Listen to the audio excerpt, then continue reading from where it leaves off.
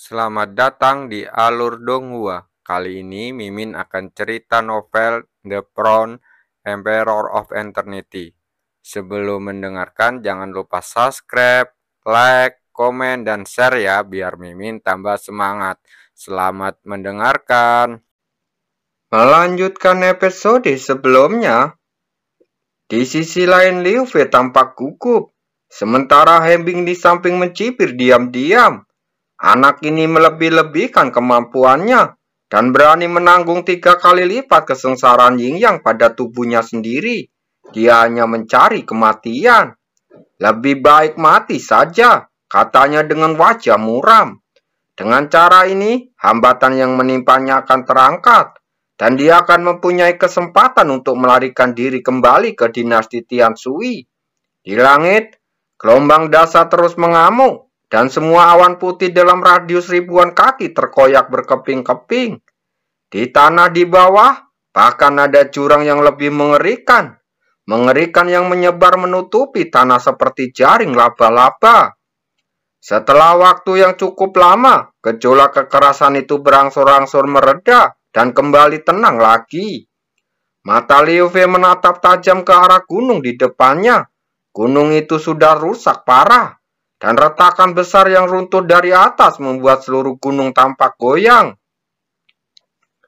Terdengar suara retakan yang tajam, dan di bawahnya tatapan gugupnya, lapisan tirai cahaya berwarna merah benar-benar meledak, dan gelombang udara yang dahsyat menderu ke segala arah.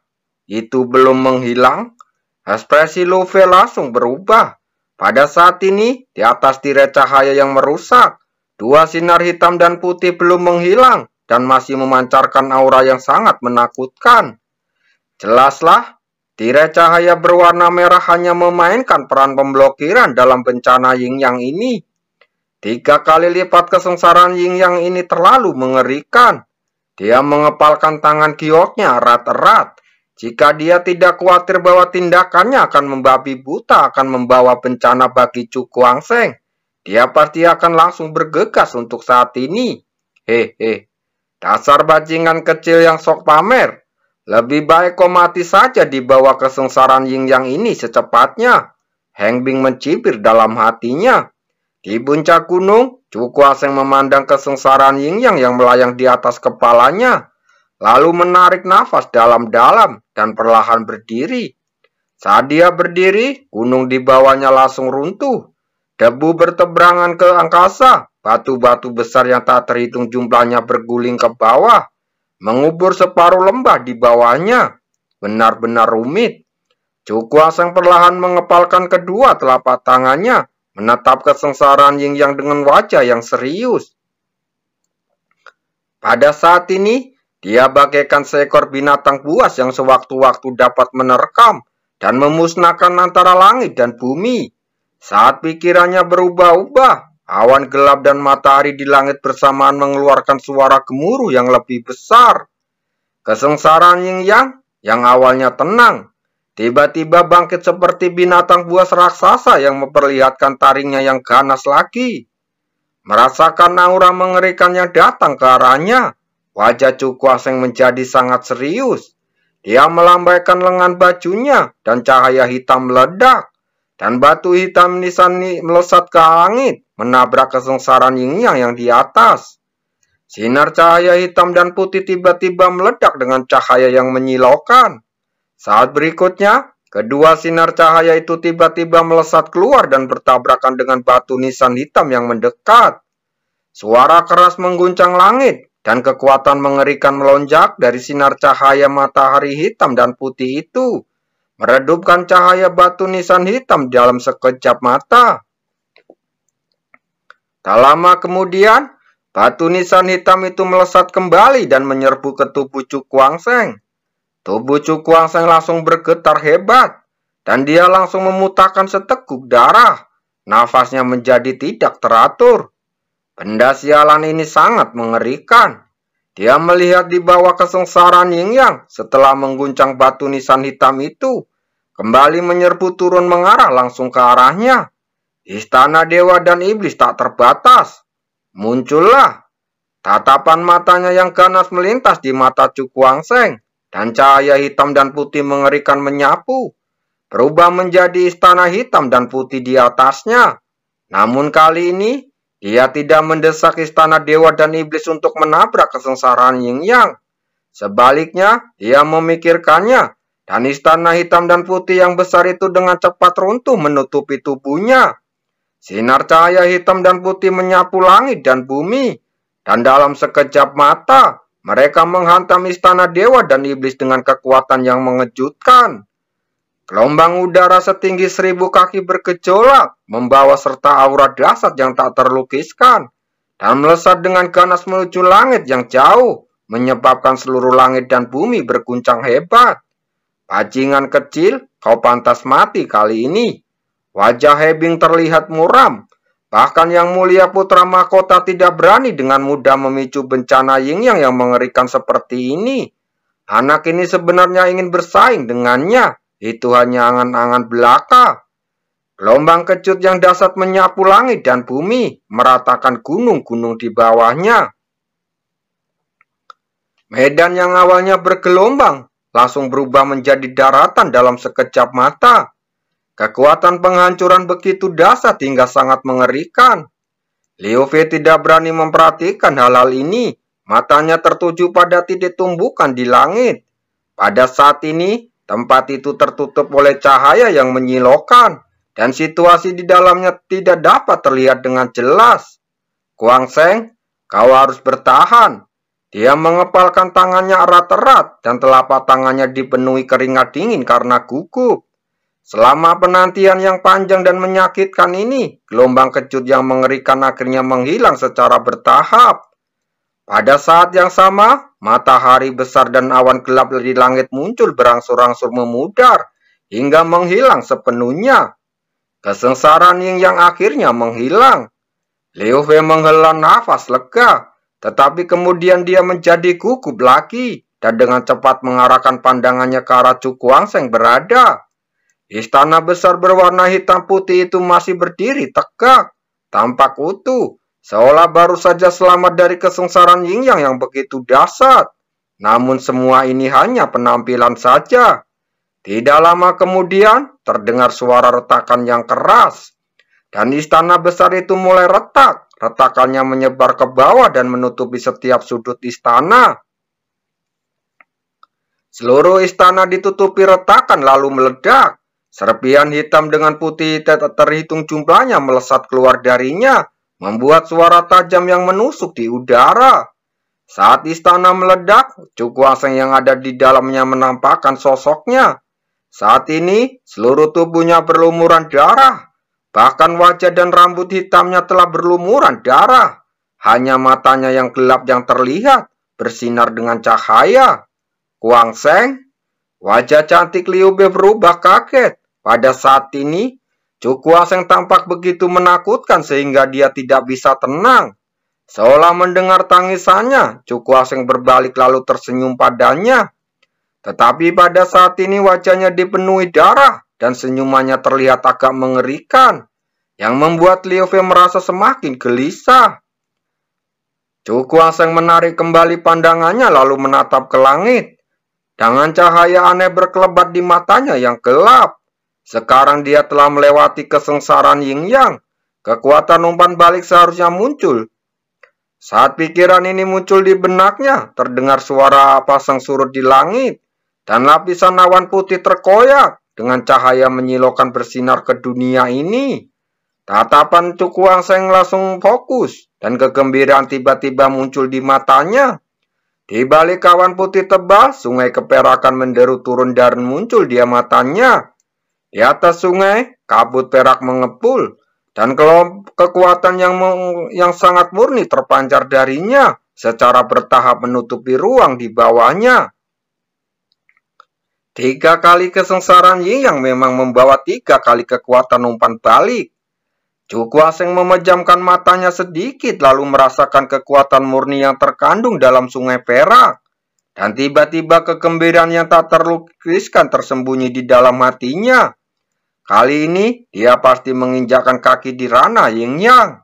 Di langit, Sebuah sungai perak melayang di atas 9 langit, dan gelombang aura yang sangat murni beriak keluar darinya, membuat wajah Cukuang Seng penuh kegembiraan. Rana yang aku datang.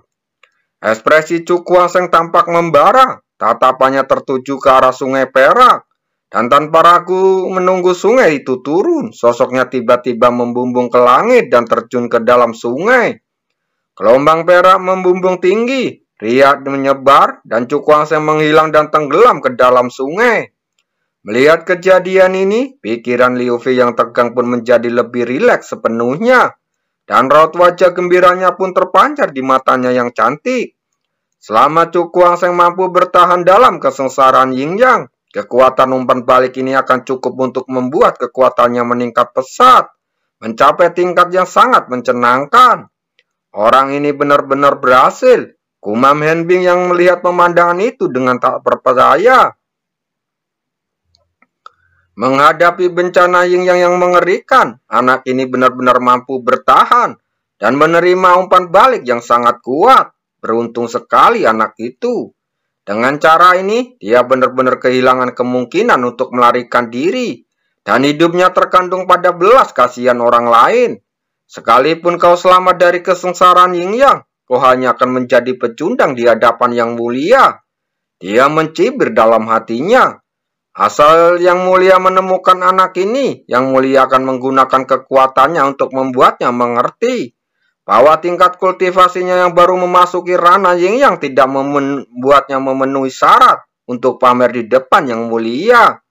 Sementara pikiran-pikirannya Henbing berfluktuasi, sungai perak di langit terus melonjak, dan samar-samar sosok muda terlihat duduk bersila di tengah sungai, dengan cahaya menyilaukan memancar dari tubuhnya.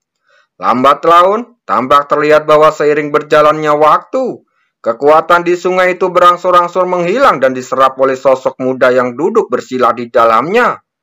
Terobosan ini bertahan selama setengah bulan. Mengapa belum berakhir? Liu Fei menatap langit dengan cemas.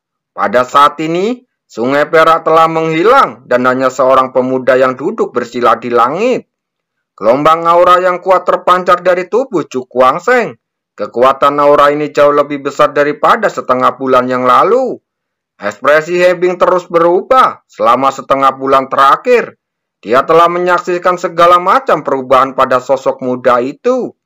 Saat pemahamannya semakin mendalam, dia menjadi semakin takut pada Cukuang Seng. Bakat yang ditunjukkan oleh anak ini sudah sangat mengagumkan di antara generasi muda seluruh dinasti Tian Shui. Kecuali yang mulia putra mahkota, dia belum pernah melihat anak lain dengan bakat luar biasa seperti itu. Yang mulia harus membunuhnya, kalau tidak, jika kita membiarkannya tumbuh besar, dia akan menjadi ancaman serius bagi dinasti Tian Shui kita. Diam-diam dia menggertakkan gigi dengan niat membunuh yang membuncah di dalam hatinya. Di atas langit, tiba-tiba terjadi gelombang udara yang melonjak, dan Cukuang Seng yang tadinya duduk dengan tenang, tiba-tiba berdiri. Cahaya menyilaukan terpancar dari tubuhnya. Cakram Sotian pecah, tatapan mata Cukuang Seng tajam. Tangannya tiba-tiba membentuk segel dan sebuah cakram besar muncul di belakangnya. Cahaya warna-warni mengalir di atas cakram Sotian. Saat suaranya jatuh, cakram Sotian itu tiba-tiba pecah. Cakram Sotian yang pecah berubah menjadi kekuatan bergulir lalu menyatu dengan kekosongan di belakangnya. Secara bertahap, tampak seolah-olah sesuatu siklus besar telah terbentuk. Sirkulasi besar. Cukuang Seng menghela nafas ringan. Meski dia tidak terbalik, dia sudah merasakan keberadaan siklus besar itu. Dan hal ini tepatnya adalah sirkulasi besar. Yang disebut sirkulasi besar adalah sirkulasi yang sangat misterius, yang mengambil tubuh praktisi sebagai intinya, dan menggunakan kekuatan siklus tersebut untuk menarik jejak kekuatan langit dan bumi, yang memungkinkan praktisi ranah Yin yang memiliki kekuatan jauh melampaui ranah Zotian. Adapun cakram Zotian yang terbentuk setelah menerobos ke alam Zotian, itu adalah siklus Zotian kecil. Tidak peduli seberapa kuatnya, itu terbatas pada tubuh seseorang, dan tidak dapat memicu kekuatan langit dan bumi yang sebenarnya. Kekuatan semacam ini memang memabukkan. Cu Kuangseng memejamkan matanya sedikit, lalu perlahan mengepalkan tangannya. Dalam kehidupan sebelumnya, dia pernah memiliki kekuatan ini, dan sekarang dia akhirnya mencapai langkah ini kembali. Kalau dipikir-pikir sekarang, saya jadi menyesal sekali. Setelah beberapa saat, Cu Kuangseng menekan gejolak di batinnya. Saat pikirannya bergerak, sirkulasi besar yang samar-samar terlihat di belakangnya dengan cepat memudar, dan akhirnya menghilang sepenuhnya. Dia bergerak dan jatuh dari udara muncul di tanah. Selamat, kata Liu Fei sambil tersenyum. Sekarang setelah dia melihat Cu Kuangseng berhasil selamat dari kesengsaraan Yin Yang, dia akhirnya merasa lega. Apa yang kamu lakukan selanjutnya? Dia merenung sejenak lalu berkata dengan wajah serius. Cu Kuangseng mengerutkan bibirnya, cahaya dingin bersinar di ekspresinya. Ia yakin bahwa dinasti Tian Shui pasti telah memasang jaring pengaman yang ketat, hanya menunggunya dia untuk muncul. Sekarang, aku hanya punya 7 kristal berbentuk batangan lagi, ucapnya dalam hati sambil mengerlingkan matanya. Terobosan selama periode ini mungkin tampak tidak penting, tetapi karena bencana 3 kali lipat Yin Yang, bencana itu telah menghabiskan 3 batang kristalnya. Tidak termasuk 8 keping yang diberikan kepada VR. Dia hanya memiliki 7 batang kristal tersisa. Aku ingin tahu berapa banyak uang yang bisa ditukarkan dengan orang ini. Cu Kuangseng terdiam sejenak, lalu tiba-tiba mengalihkan pandangannya ke Heng Bing dan berkata sambil tersenyum tipis, "Apa maksudmu?" Liu Fei bertanya dengan heran. Ada sisi tajam yang tersembunyi dalam senyum Cu Kuangseng. Ia tersenyum tipis. Karena kita tidak bisa menghindari kejaran dinasti Tian Shui, mari kita hadapi saja mereka. Dan lihat jebakan macam apa yang telah dipasang pangeran dinasti Tian Shui. Liu Fei mengerutkan bibir merahnya dan tersenyum. Kamu benar-benar gila. Cu Kuangseng mengangkat bahu lalu menoleh ke arah Heng Bing sambil tersenyum dan berjalan mendekat. Apa yang akan kamu lakukan? Melihatnya mendekat, Heng Bing segera menjadi waspada dan berteriak dengan wajah pucat. Aku tidak melakukan apa-apa. Aku hanya ingin melihat seberapa penting dirimu Komandan Garda Tian Shui di mata tuanmu, kata Cu Kuangseng sambil tersenyum tipis. Dengan apa kau akan menukarnya? Liu Fei bertanya dari belakang. Mendengar ini, Cu Kuangseng menatap Heng Bing yang tampak panik, lalu perlahan mengulurkan kelima jarinya. 5 batu dewa luar angkasa. Liu Fei menebak dengan kedipan matanya. Cu Kuangseng menggelengkan kepalanya pelan, lalu berkata sambil tersenyum. Salah, paling tidak 50. 50? Setelah mendengar kata-kata ini, meskipun Liu Fei sangat tenang, dia sangat terkejut hingga dia langsung membeku. Orang ini terlalu kejam. 50 batu luar angkasa tidak dapat dikumpulkan bahkan jika seluruh dinasti Tian Shui dicungkir balikan. Wah, aku sarankan kamu untuk membiarkanku pergi dan tidak menyia-nyiakan ide yang tidak realistis seperti itu. Heng Bing mencibir. Wajah Cu Kuangseng tampak tenang tanpa perubahan ekspresi sedikit pun, kecuali sepasang pupil mata yang gelap yang agak tajam dan terfokus. Kali ini, dia meminta terlalu banyak. Jadi apa yang bisa dia lakukan? Terima kasih.